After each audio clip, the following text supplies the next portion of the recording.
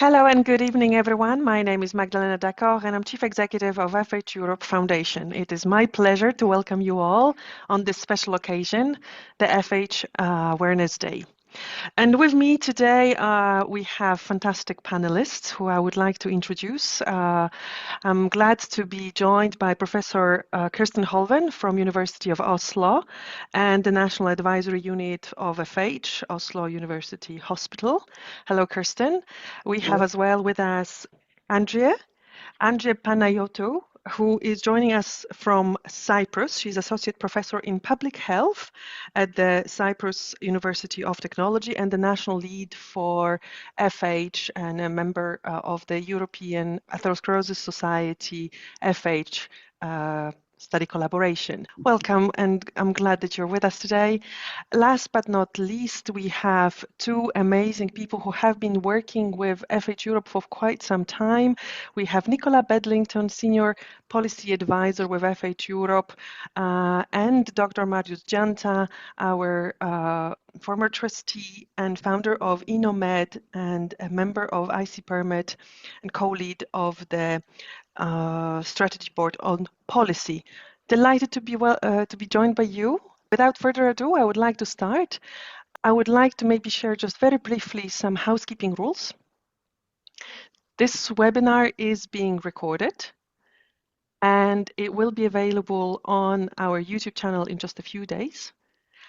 We do invite you, and you probably know that already, to join the chat. So do please say hello, where you're joining from, but also on this specific topic, I would love to hear from you if you have any previous experience in policy shaping, influencing, and advocating for FH pediatric screening or any other initiatives in your specific country, region, or town to improve cardiovascular health. And with that, if you have any questions that you would like to submit, you can pop them in the chat, but if they're very, very specific, I invite you to leave those in the Q&A box. We will do our best to answer those as fast as we can before we end this webinar. Should there be any questions left unanswered, we will follow up with those with our post-webinar survey. Okay, well, I think we can now bring all the speakers together and we will start.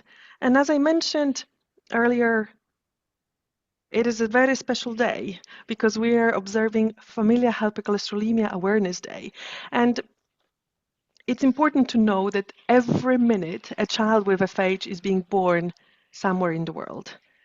And by the age of 40 or 45, if they have not been properly early diagnosed and if they are not getting the right treatment, there is actually high risk that they will develop cardiovascular disease.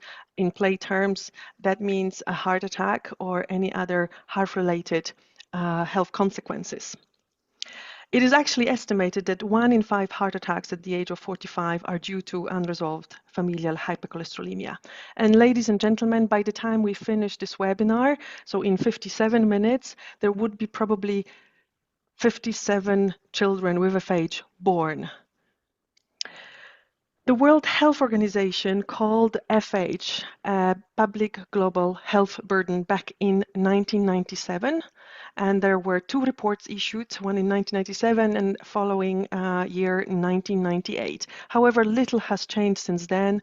The detection rate of FH is still roughly at 10%. What does it mean? Well, that means that out of the estimated 30 million people living with FH, 9 out of 10 are completely unaware of the condition they have. That means that those people sooner or later will be exposed to premature heart attack, which is preventable. And probably that's one of the themes that we are having this year, prevent the preventable. For Europe, that means that we have about 2.5 million people, of which 500,000 are children. So in this era, when we talk about cardiovascular disease and cardiovascular disease being the public health issue in Europe and in the world, there is focus shifting towards prevention. I am delighted to be joined by Nicola, who has been playing an important role in helping the European Alliance for Cardiovascular Health, a group, a multidisciplinary, multi-stakeholder group, advocate for change in Europe and advocate for a cardiovascular health plan. And I just wanted to bring some statistics which are shocking, Nicola, before I invite you to speak.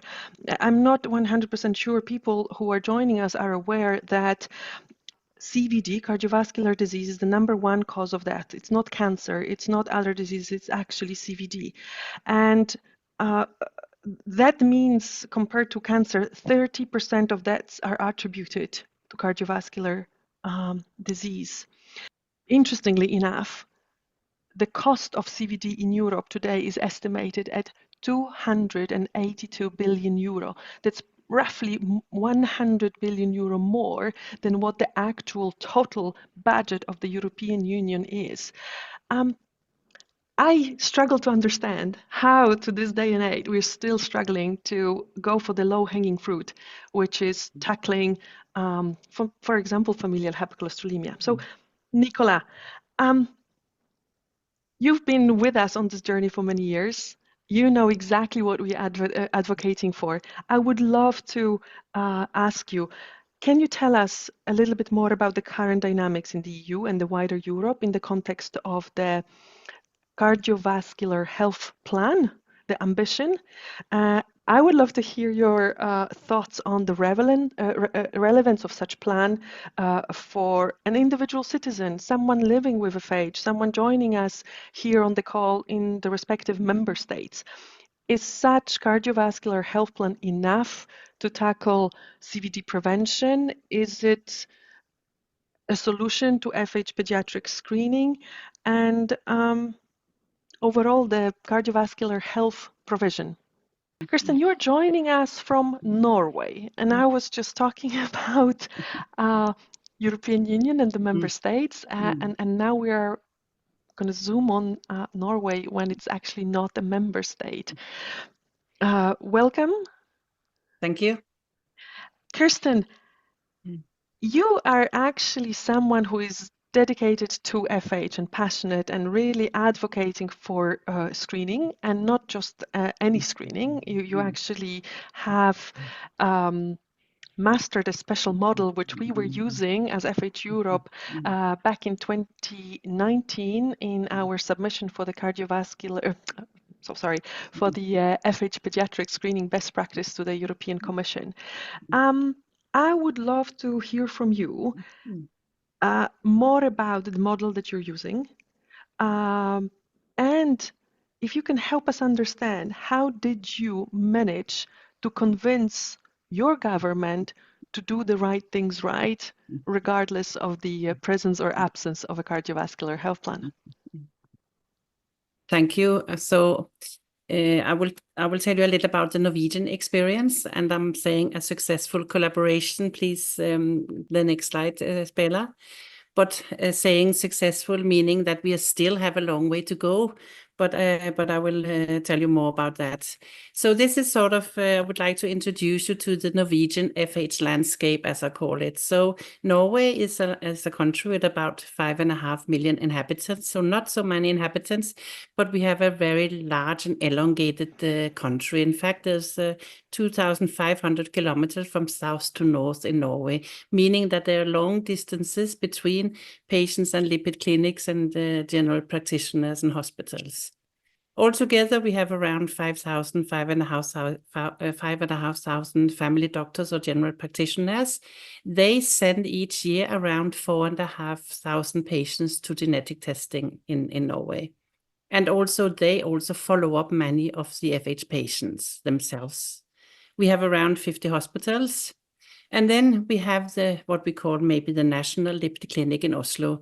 This was founded already in 1984. So actually this year is 40 years ago, the first lipid clinic in Norway was founded. And it was founded by Leif Ose, a pediatrician who after having studied in the US came back and wanted to provide a treatment offer for children with FH. So he started the lipid clinic in Oslo. And today, around 3,000 patients with FH are followed up at the lipid clinic in Oslo. This was actually the only lipid clinic in Norway for many, many years. But in the last 10, 15, 18 years, a lipid clinic has now been established in all health regions of Norway. So we now have well-functioning lipid clinics in all parts of Norway. So this on the left-hand side is sort of the clinical, the treatment part of the FH landscape. But then we have some other very important contributors in the FH field. And one of the most important one is the Unit for Cardiac and Cardiovascular Genetics. It is a lab established by Trond Lean in 1991, first as a research project together with Leivose, testing all the patients at the lipid clinic in Oslo. But later, this research project was developed into a national lab for genetic testing. And it is the only lab that tests for FH in Norway. So we have a centralized lab that do all the genetic testing. The testing is free of charge, both for the patients, also for the GPs. So it's government funded if there is an indication for testing. The Unit for Cardiac and Cardiovascular Genetics also are responsible for the national cascade screening. I will come back to that in the next slide. And also, they also are responsible for a national genetic FH register.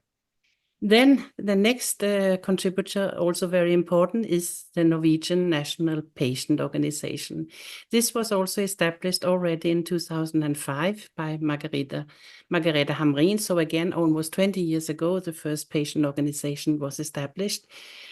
Partially government funded, mostly government funded, I would say, but they also have a small membership fee for the members in the patient organization. And I think that the last numbers is that there are around 2,000 members in FH Norway. And the last contributor is the National Advisory Unit on FH, where I am affiliated myself. And we were established in 2014, again, government funded.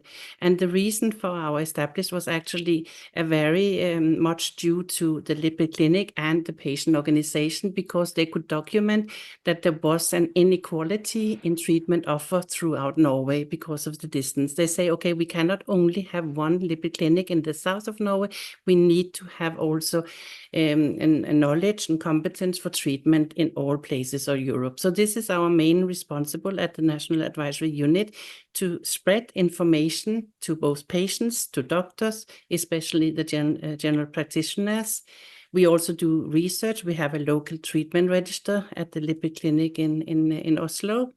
And then we have a reference group, or it is kind of a board of the National Advisory Unit, where representatives from all the main regional lipid clinics are present, in addition to the patient organization and the Unit for Cardiac and Cardiovascular Genetics, meaning that we have a sort of an FH network where we can, all the information material, all the treatment guidelines that we make, we are in agreement on, meaning that all treatment are similar in all parts and at all the lipid clinics. And as I say, we have estimated around 25,000 FH to be 25,000 FH patients in Norway. And so I say it's a successful history. Nonetheless, we have only identified 1/3 of our estimated number. 10,813 are the number of genetically verified FH patients in Norway today. So next slide, Spela.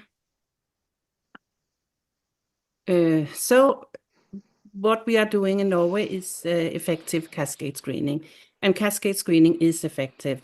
And I'm using the publication that was, I think, last year from Trond Lean and Martin Buxrud at the Unit of Cardiac and Cardiovascular Genetics. So we think that cascade screening for FH should be organized at a national level.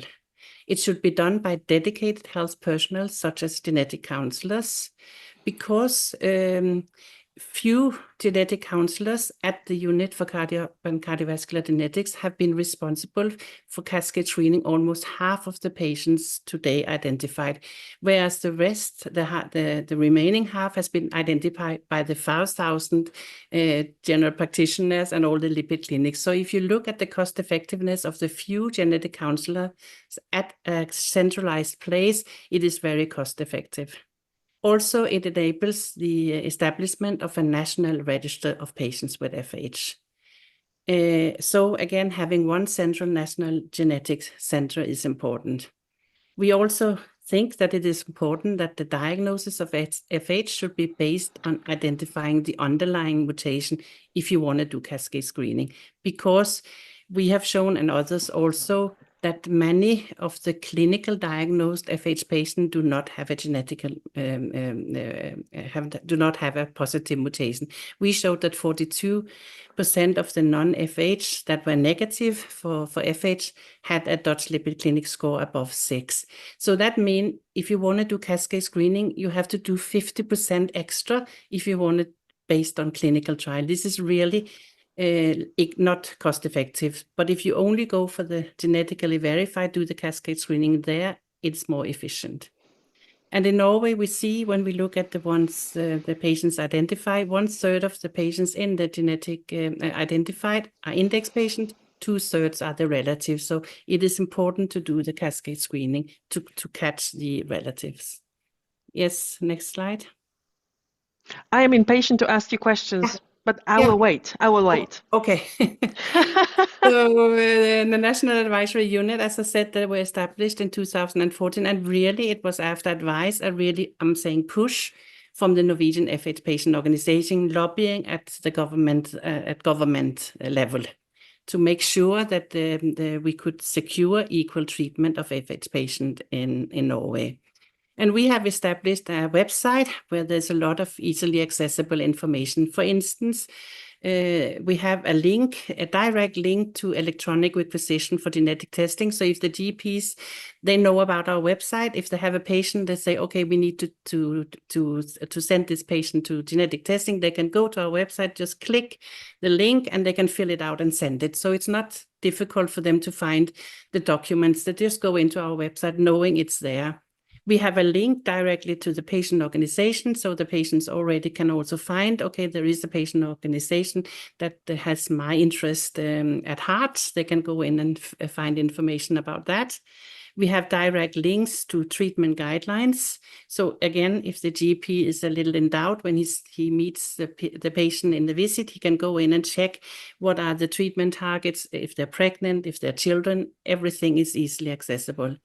And finally, we have this what we call the countdown calculator.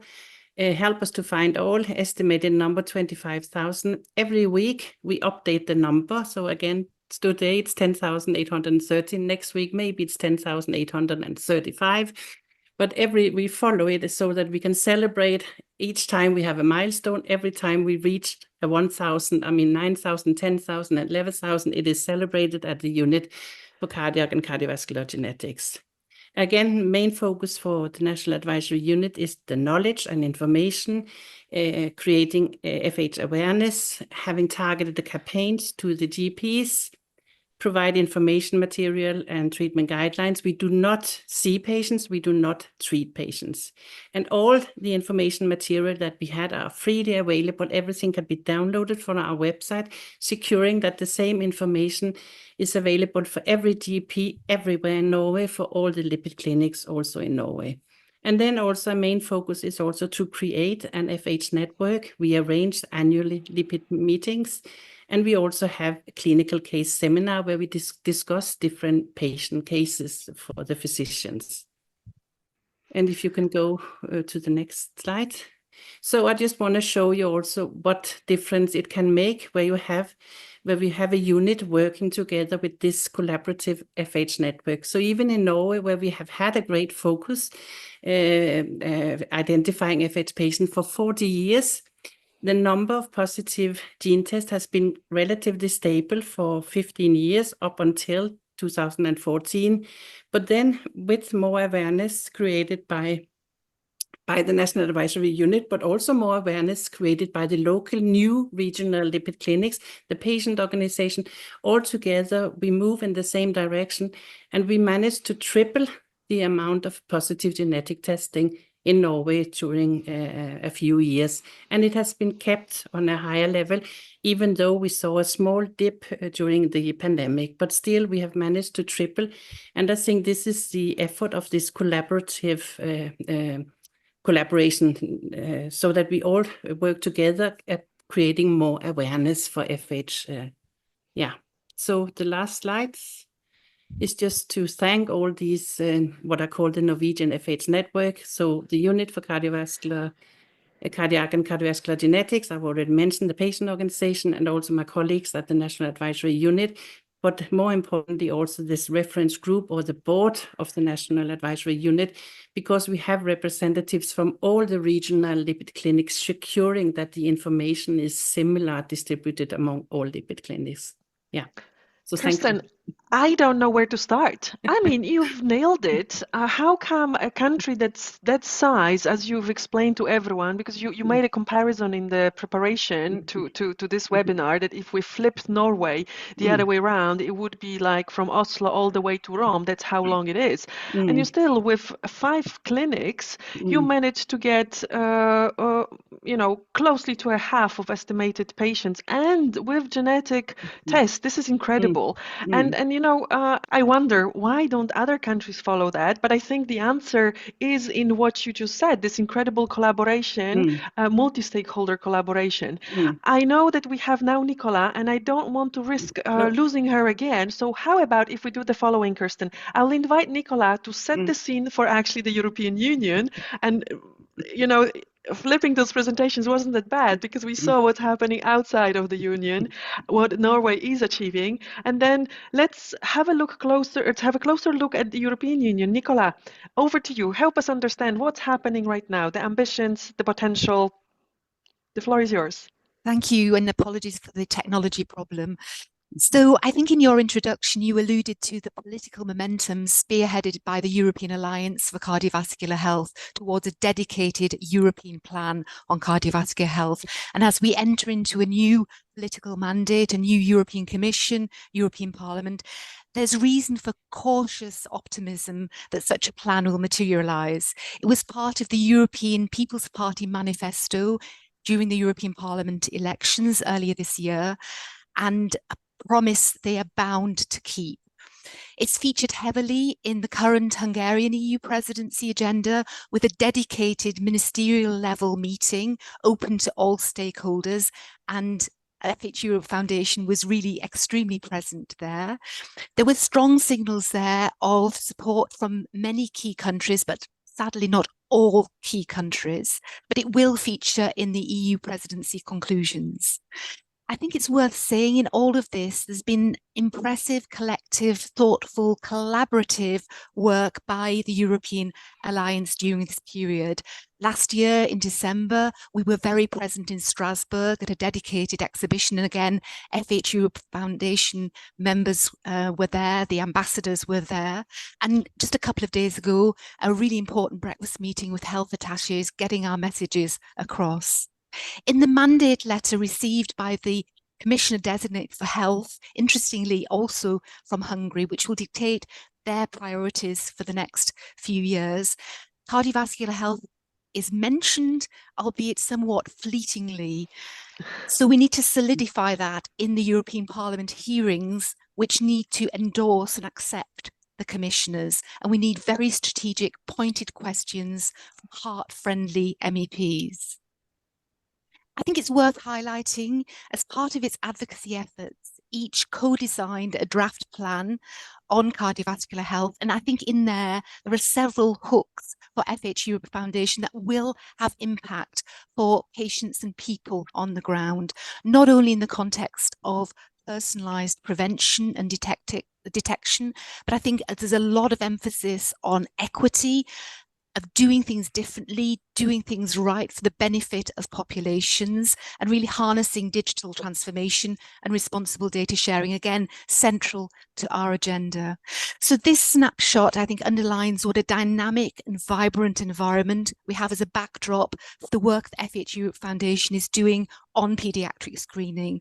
And as you said, the journey's been long, 25 years old, with WHO's recognition of FH as a public health threat, but also short with impressive advocacy activities over the last 3 years. In 2021, the political and scientific consensus at a very high level meeting under the Slovenian EU presidency, where it was made clear that FH paediatric screening, preventing the preventable, makes sense from a human, from a financial and from a societal perspective. And this was reinforced a year later at the major roundtable meeting in the Senate in Prague, where we launched the Prague Declaration on FH paediatric screening. The why, the who, the what, but crucially the so what, the impact of paediatric screening for patients and people across Europe. And the Czech EU presidency was tremendously supportive, particularly the Minister and Deputy Minister for Health. Fast forward 2 years and we see progress in several countries, even beyond Europe, using the Prague Declaration as a blueprint. So to your question, certainly a dedicated cardiovascular health plan will support our efforts with the political foci on cardiovascular health and the financial and human capital to really advance this collectively. And clearly, we in our community will also benefit. But I think for us, the train has already left the station. FH paediatric screening is increasingly recognised as the way to go. The evidence base is there. And on diagnosis, the treatment and care pathway is straightforward, relatively straightforward and affordable. It is, quite frankly, and people do agree, a workable policy solution that can be tailored into a national context, as we'll hear later in today's webinar. So that is what I wanted to share with all of you. The future looks bright, but it won't be without a lot more work on the part of the cardiovascular health community, which we are obviously part. Thank you, Nicola. That was a packed intervention, and I think we will have to listen to it once again in slow motion because there's so many details, so much information. But one thing that really strikes me is when you talk about an amazing work that has been put over the years to actually get the message out to say, you know, FH screening is cost effective, it's feasible, it's possible. And I just, for the sake of the audience here, I just wanted to emphasize that FH Europe Foundation advocates for pediatric screening. On the contrary to what Kirsten has presented, which is a cascade screening. So you have one identified person, so-called index case, and then you start screening family members, which comes with a lot of opportunities and seems like a very straightforward approach. But there are as well maybe social, cultural aspects that prevent us from doing this, although it sounds very, very straightforward. And I just wanted to sort of bring it back to the audience and say, we heard a lot about genetic testing in Norway, and I think it's extremely important not to mix the terms or concepts. When we talk about FH pediatric screening, we talk about cholesterol measuring early in the first decade of life, so cholesterol test in children, following sort of a Slovenian model where only later when you have a higher levels of cholesterol and family history, then you would be digging deeper and trying to understand what is the underlying cause, and only then really implementing genetic testing. And I think it's extremely important to emphasize, because there will be some people saying, you know, that costs a lot of money, genetic tests are very expensive, it's not feasible. We do know it is feasible. Testing, screening, population screening, we know that it's cost effective from studies done in the Netherlands, and so on and so forth. So I just wanted to make sure that when we talk about this landscape for cost-effective prevention on a population level, it is feasible. And this is what we ask for, and this is why we've been paving the way with all those activities that you've mentioned earlier, Nicola. You've painted a picture of what's happening right now in Europe, the ambition to make cardiovascular health plan on the European level possible, but how does that really translate on the national level? I think it's extremely important to hear from representatives of the member states, and we have with us today Andrew from Cyprus and Marius from Romania, and I would love to emphasize the importance of those two countries because we collaborate on a specific EU co-funded project called Perfecto, which actually promotes FH pediatric screening as a model and a way to personalized prevention, precision medicine. But when we talk about personalized prevention, we need to factor in additional elements, and that's really going beyond clinical aspects, guidelines, but also incorporating social sciences, behavior, culture.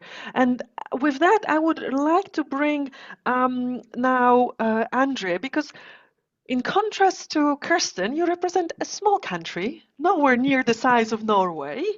And you've been doing a part of Perfecto, you've been doing an interesting research, some focus groups, working with patients, just like Kirsten does.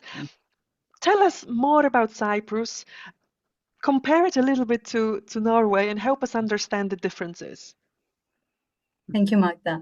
First off, I'd like to say what an inspirational example Norway is. Every time I hear Professor Hoven speak, I take notes because I see so many things that we could strive to apply here. A much smaller country, so Cyprus is an island. Our population is less than 1 million, and we lag a little bit behind time-wise. So we've established the Cyprus FH registry in 2019 to 20 as part of the EAS collaboration. It's a research effort, and screening for FH is done opportunistically. So there is no specific protocol. We established the FH in collaboration with the Hellas FH registry, building on their experience. And we're working on, in addition to screening, awareness and health literacy for FH, like you said. I would like to say something that is very good. I take zero credit for it, but since last year, there is a diagnostic protocol for dyslipidemia screening in children age 8 to 10, and then again age 17. Which actually was part of an initiative by the Health Insurance Organization. So I'd like to say here that we've revamped our national health system about 5 years ago. And as part of that, there's an effort to establish evidence-based protocols through the national health system. And they started thinking about contextualizing NICE guidelines. And one of the protocols that was chosen was dyslipidemia in children. It's cost-effective, it's evidence-based, it was endorsed by the Cyprus Pediatric Association, and screening for dyslipidemias in children is now available through the national health system. We don't know the numbers of FH in Cyprus because we don't have a full picture. So we're going by the estimated prevalence of 1 in 250. And based on that, we're expecting about 4,000 individuals with FH in Cyprus. So there is a lot of work ahead of us. As far as we know, the challenge with the screening protocol is that people don't know it. Neither the population nor necessarily the health professionals, because it's part of their daily routines. And so, Magda, you've alluded to the Perfecto project, which is a very exciting research on behavioral barriers and facilitators for FH screening, pediatric screening in Cyprus and Romania. And through Perfecto, we had a national consultation level focus group in the summer. And I'll just say that all the stakeholders there, and it was a very wide representation, patient organizations, medical associations, Ministry of Health, UBADI, and they were all very willing to collaborate. And that's why I look at the example of Norway and think that there is so much that we could use, so much positive that we could use, especially because one of the two key thematics that emerged under which all of the facilitators and barriers essentially grouped was communication and individual mentality. So communication both between health professionals, but also at the population level, and individual mentality with regards to primary prevention and risk. So assessing your own risk. So it was a very interesting consultation. We also did some population surveys. We can talk more about it if there's time. I'd just like to state that there was a wide agreement from participants for genetic screening and screening for FH, both for themselves, their children, and first-degree relatives. So we're positive about it. We just need to work on the individual components coming together, I think.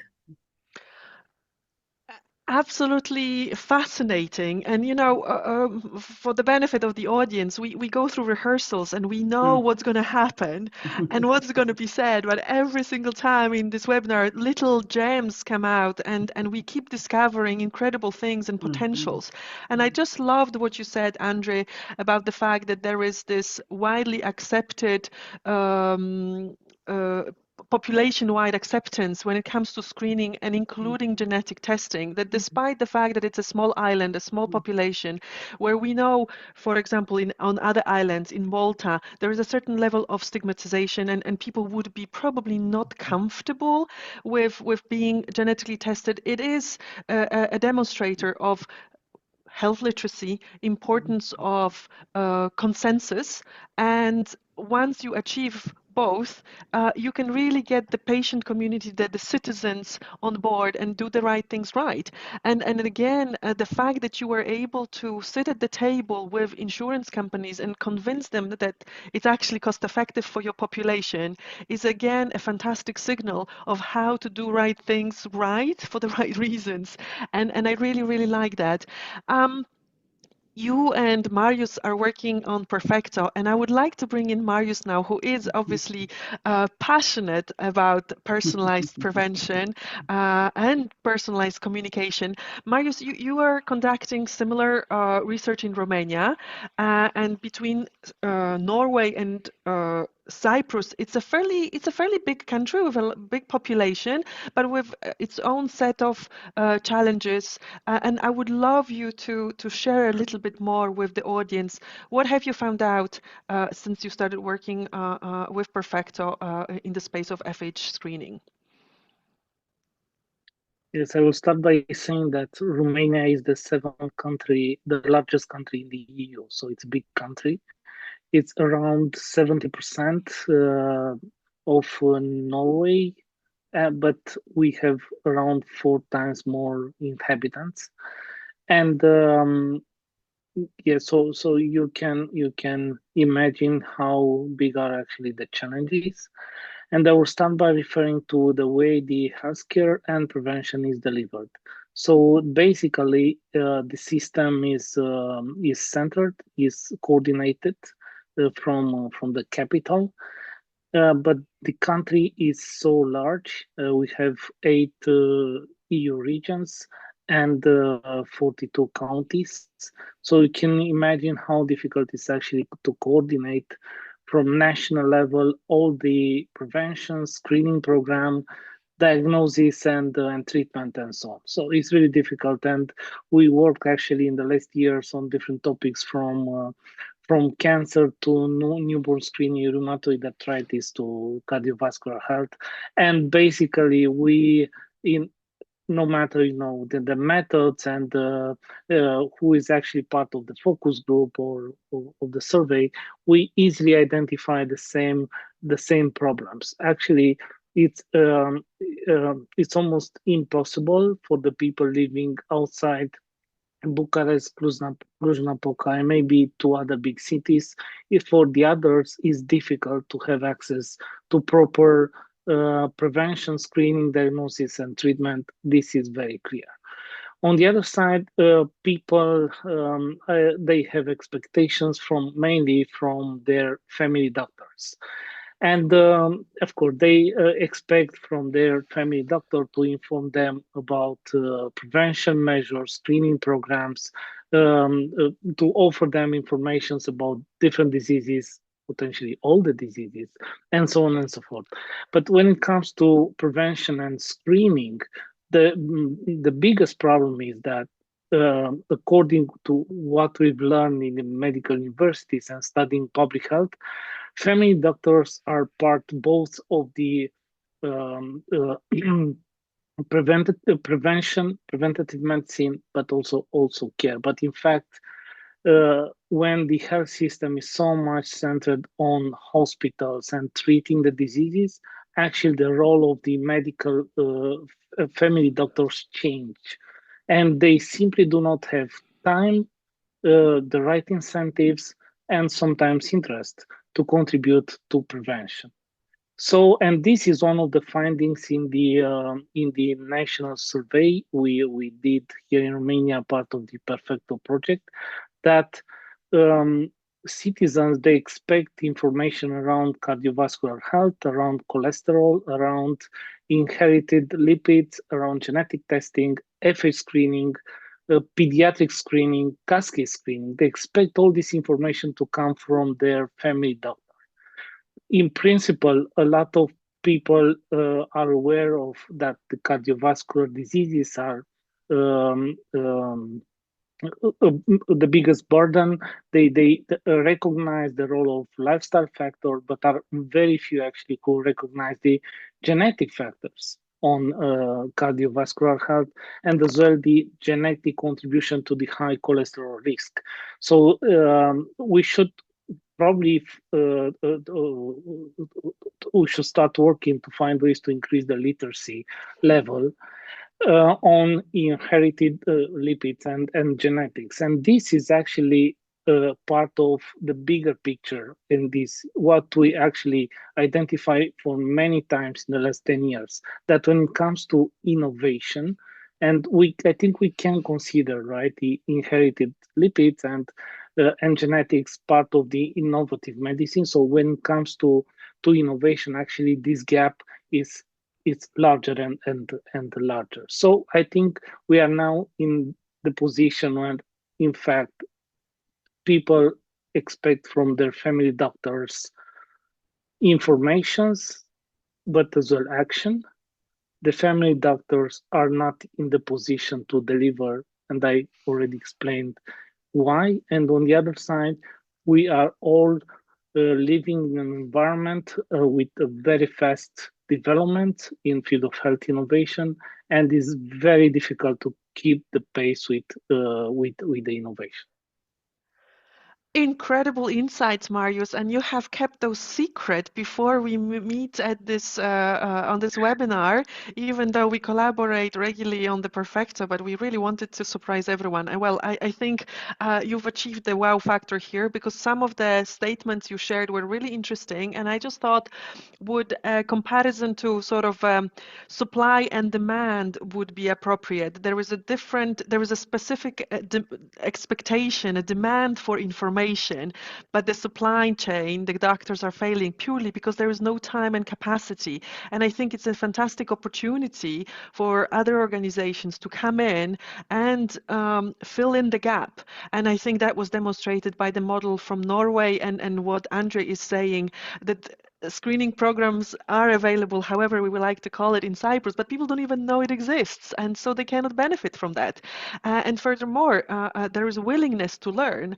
So maybe what we have considered as barriers so far are not the barriers. There are other more technical challenges beyond the social and behavioral barriers. I'm totally fascinated. It's a discovery here and now. We have some questions coming up in the chat, and I would invite our speakers to take those in just a few minutes. But I would like to invite you, everyone, and open the floor for a discussion and bring us back to the primary topic of the webinar, and that is FH screening, pediatric cascade. I think we all agree that what matters the most is that we start testing and identifying people with FH, whether it's universal pediatric or cascade or newborn, because we know that there's already a lot of countries that are piloting newborn screening. That doesn't matter necessarily as long as we start finding those people.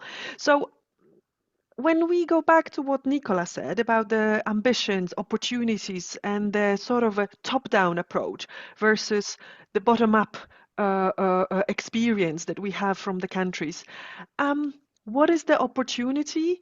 What are the expectations of a European cardiovascular health plan? And what can we do regardless? And I would like to maybe bring in Nicola first, because you've heard those three examples now, and you know that the European dynamics, where are the opportunities? What can we expect?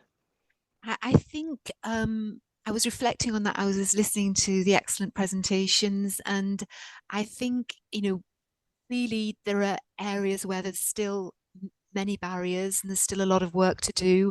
And I feel it's really important to continue to push for the implementation of the Prague Declaration. There's been so much endorsement of the Prague Declaration, and we need to ride that particular wave. It remains relevant and compelling. The time to act is now. I think bearing in mind that the European Action Plan on cardiovascular health will be translated at national level, and there will be national action plans. And there's one in Spain already, but there'll be hopefully national action plans in every member state. It'd be really important for the FH community, for the network, for the ambassadors to engage with sister organisations to make sure that lipid conditions are front and centre also in national action plans as well. I mean, we have a fantastic group of ambassadors now ready to engage.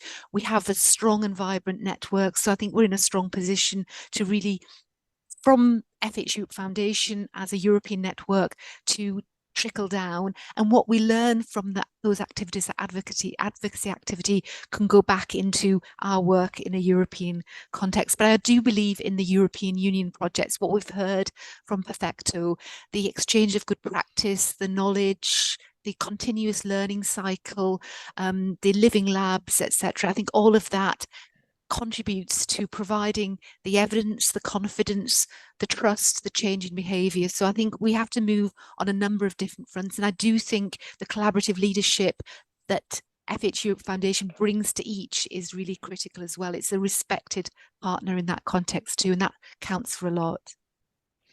I couldn't agree more, and I'm so delighted that we actually have in the audience many patient ambassadors, as you said, but also leaders of respective patient organizations. And I really appreciate that you emphasize the role we have to play on the European level and on the national level. And I think it would be almost like a call to action to anyone within the network to say, please inform yourself more, reach out if you would like to understand more, because everyone has got a role to play and there are opportunities coming up. But by the same token, I would like to ask your opinion, Andre. So what would be a benefit of a cardiovascular health plan on the European level if you have already quite a number of box ticked with what you've achieved in Cyprus so far? I would say there's a lot of boxes unticked still. It always helps to have a European action plan trickle down to member countries. I will say that for Cyprus, CVD is a priority because it is the #1 cause of mortality. And last year, there was an effort from the ministry towards a draft of a CVD national policy. It hasn't materialized to a draft yet, but I think a European action plan would help push things in that direction and refocus on CVD prevention.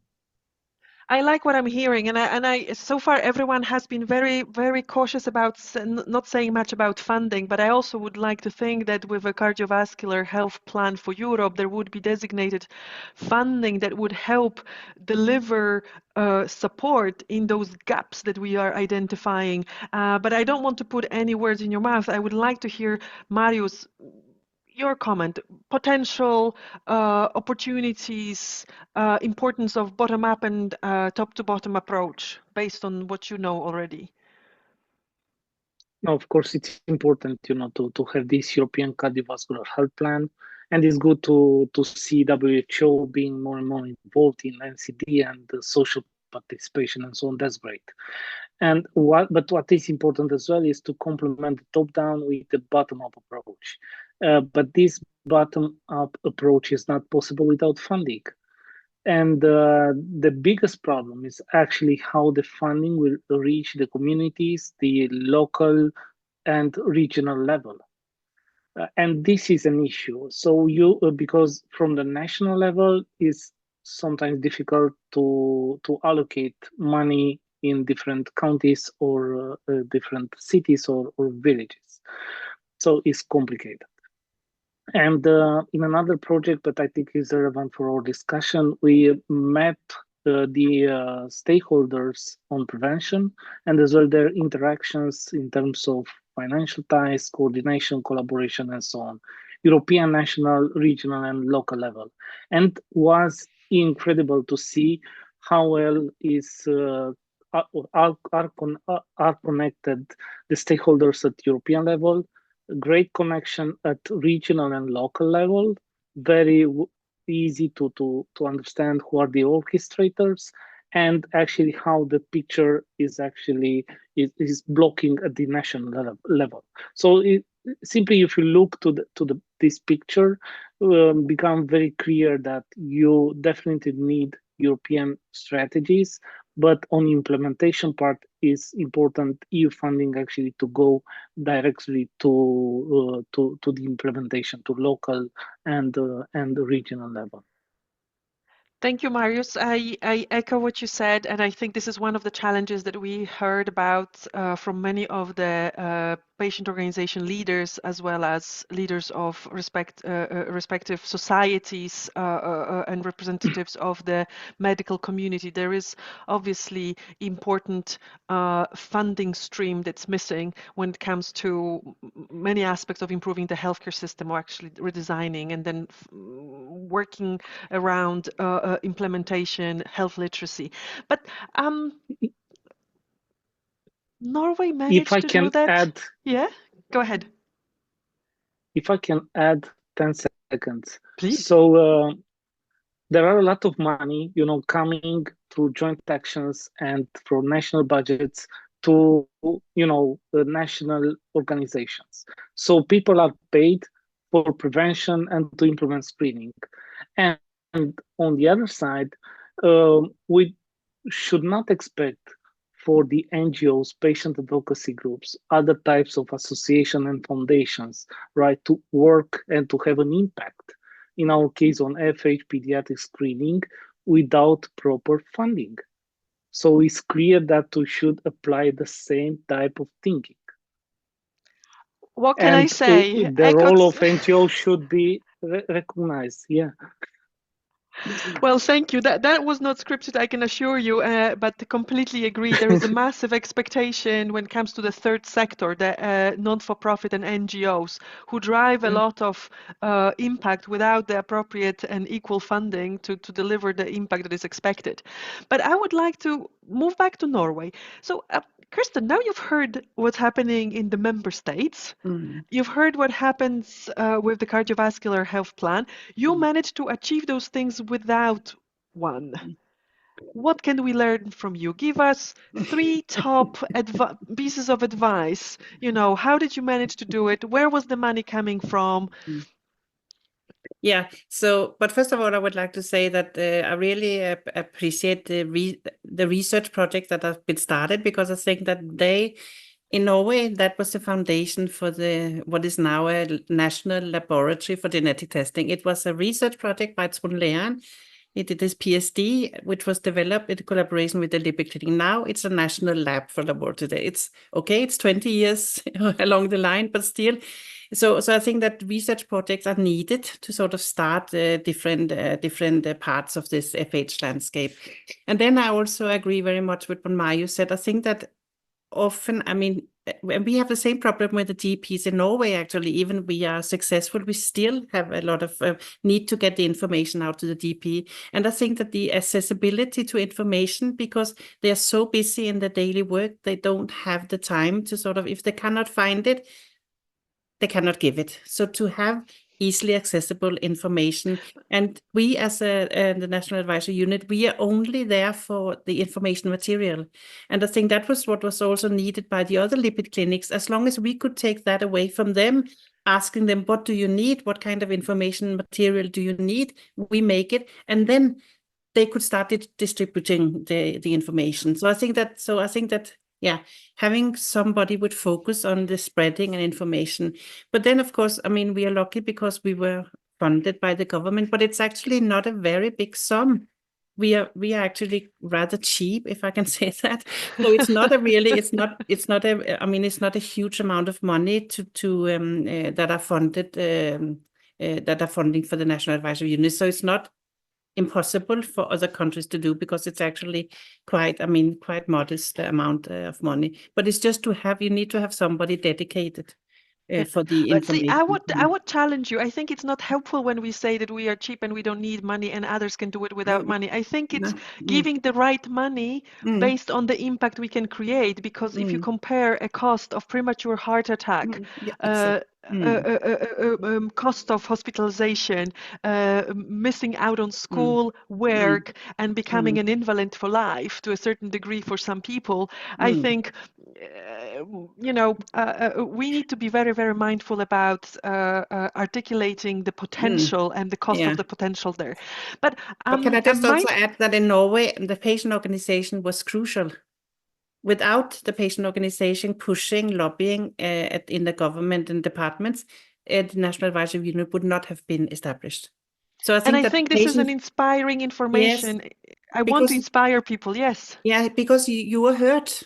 I mean, the politicians are listening to the patients. They're not listening to me as a researcher or doctor.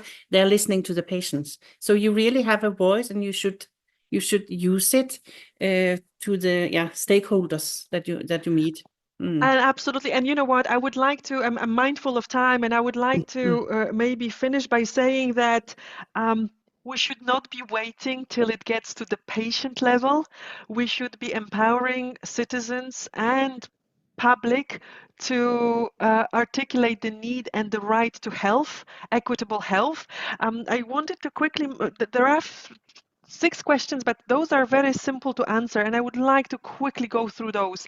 And one of them is a question saying, how can we get information to the local doctors easier? How can we use technology? You did mention that, but I would like to steal this question and say, is using doctors the right approach? What about pharmacists? What about nurses? We have a pool of underutilized healthcare workers.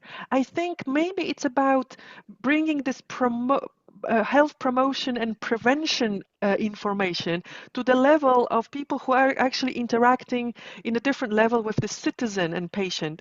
Any thoughts on that? Nobody is saying, yes, that's a great idea. Oh my God. No, maybe I can comment on this based on the data from the survey.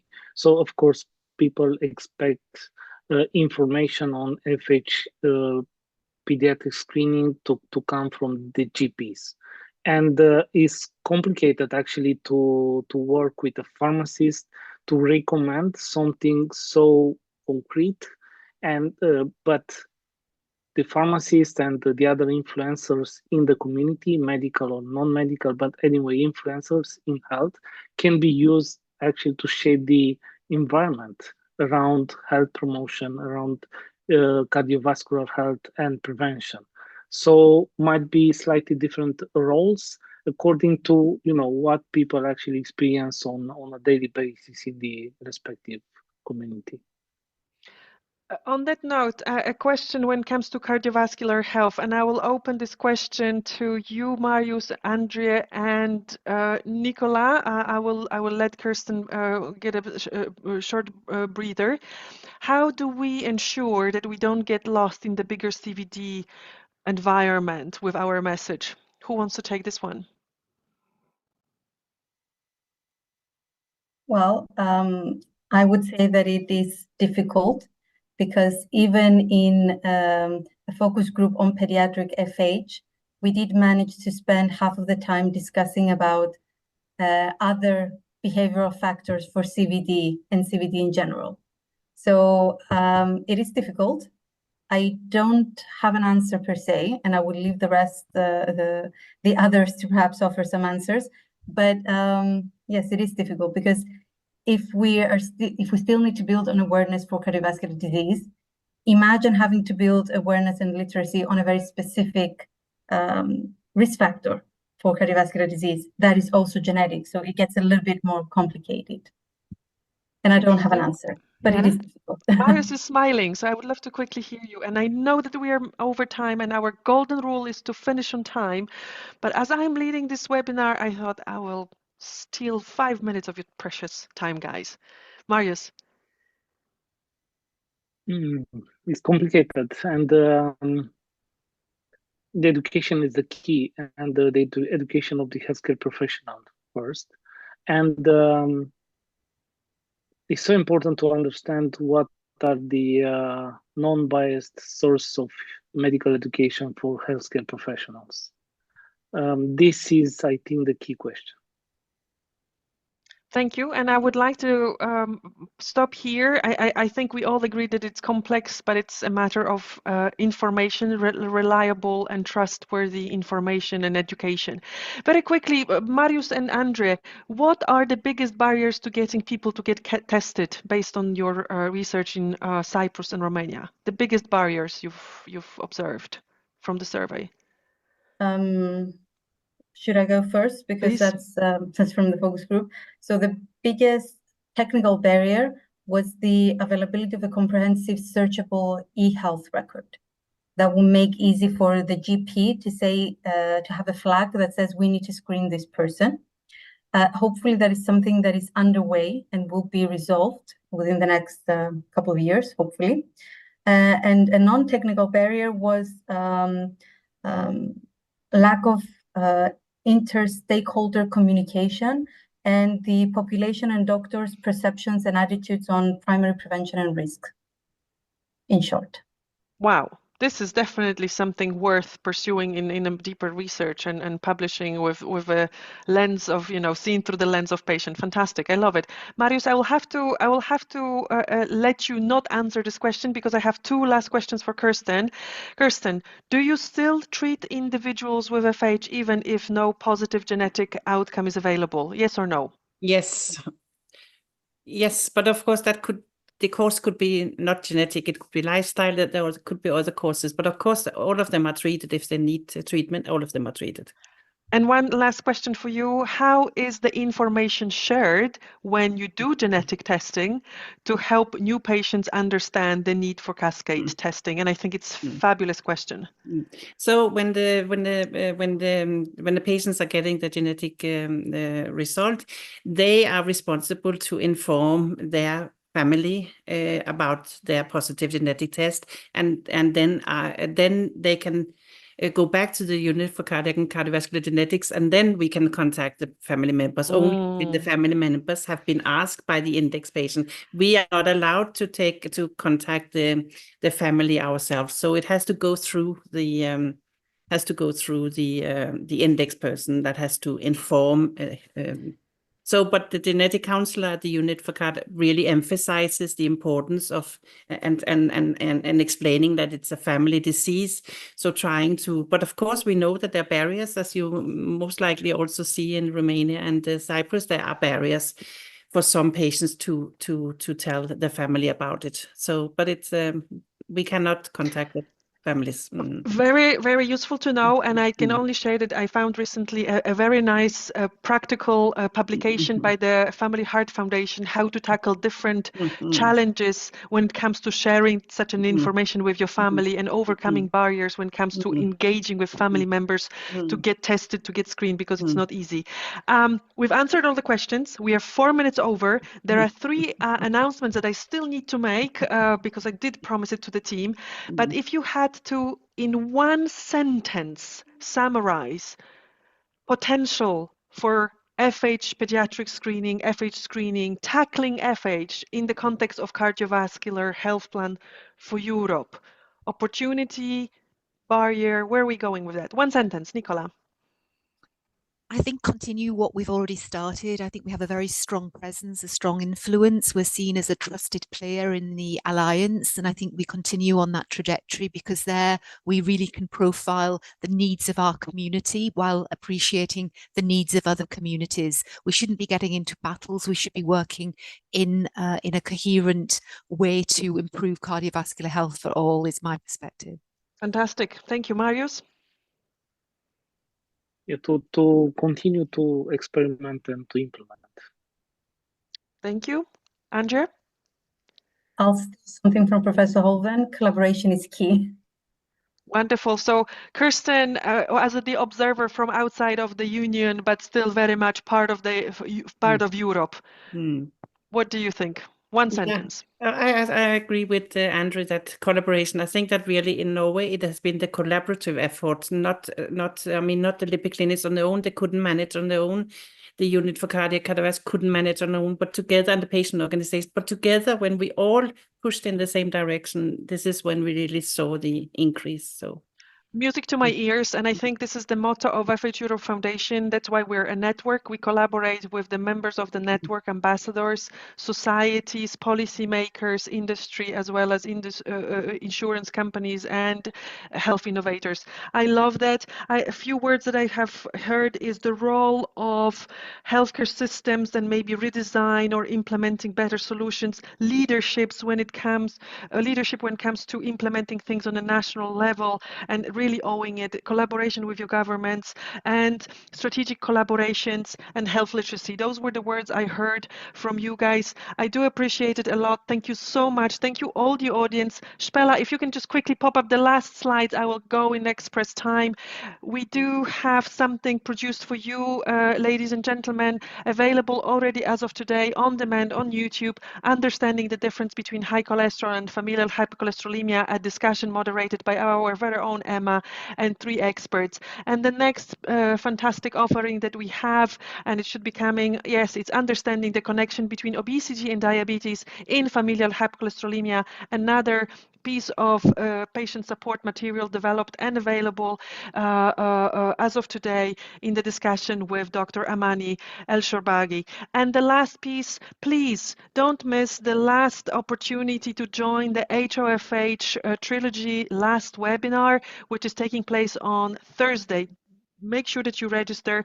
I would like to thank everyone who's joined us and who gave extra time. Thank you for joining and help us spread the word. We can prevent the preventable. Thank you so much.